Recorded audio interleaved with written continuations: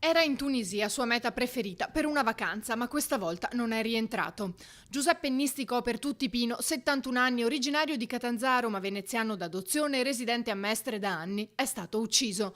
L'hanno legato al letto, imbavagliato e picchiato fino alla morte. Sembrerebbe per pochi contanti e un cellulare. Pensionato, Pino ha lavorato una vita come pizzaiolo, in particolare nel bar della stazione di Venezia, Santa Lucia.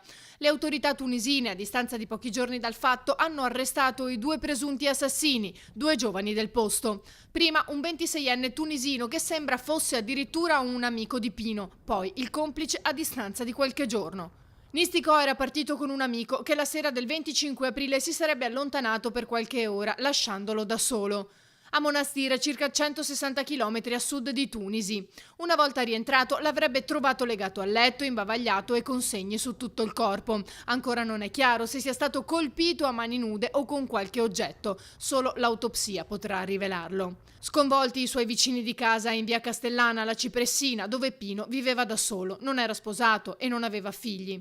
Era come un figlio per me, impossibile non volergli bene, racconta la sua dirimpettaia. Era una persona stupenda, l'hanno ammazzato in una maniera orribile. Da decidere la data dei funerali che si svolgeranno a Mestre e non a Catanzaro.